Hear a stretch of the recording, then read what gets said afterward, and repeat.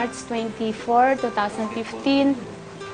Unang operasyon po niya, na-open, hindi naman totally natanggal, parang partial release lang nangyari doon sa ano niya, kasi nagkaka-blood clots, delikado daw, so na-stop.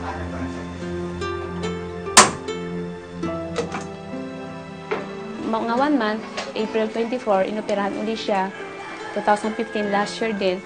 Yun, naging okay naman ang operasyon, successful naman. Yun nga lang, after ilang days na tatanggalin na yung tubo na pinasok nila dito, yun, doon nag-critical si Amethyst hanggang sa hindi na siya nakahinga, cardiac arrest na siya ng 4 na beses.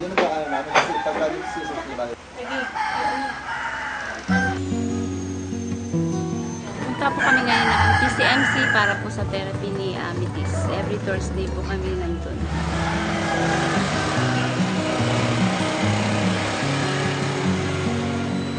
Dati po ang therapy niya sa isang linggo, 2 beses talaga. Nahihirapan po kami, malayo eh. Tsaka yung gastos din eh. Tapos yun, every Thursday na lang po yung therapy niya, nadala namin doon. Sa therapy po, may mga 400 plus po yung kailan may discount ka, yun. Bawasan.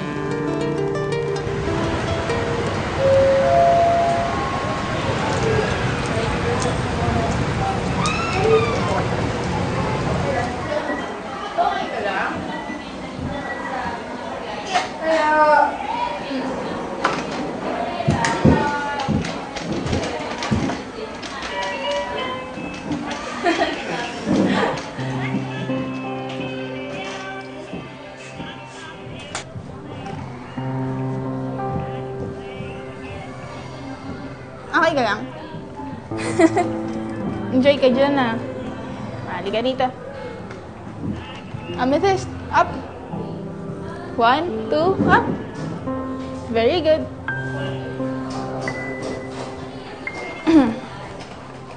Amethyst. Matuwa ka na dyan, ah. Up. 1, 2, 3, up. Lakad tayo. 1. Okay, go. Very good. Isa pa. Other foot. Very good. Isa pa. Very good. Lakad pa. Tingin ka sa straight. Tingin ka straight. Amethyst. Tingin ka dun. Dali. Tingin ka dun. Go on. Go on. Step ka.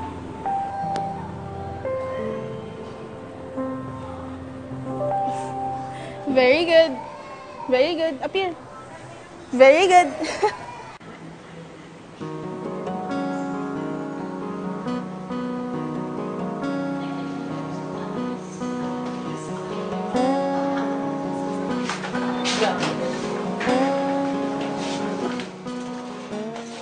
Sige, open.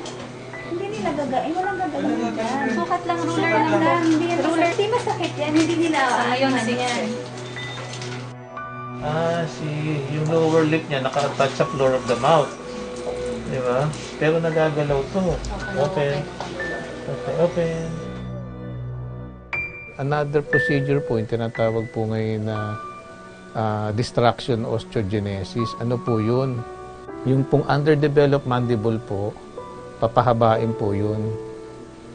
Okay. Pero may device po yun na ilalagay po sa bata para ma-activate, para po mag-catch up yung mandible doon po sa maxilla.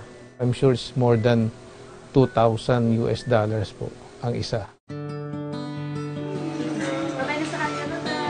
To manage this condition, we need, of course, number 1, multidisciplinary approach.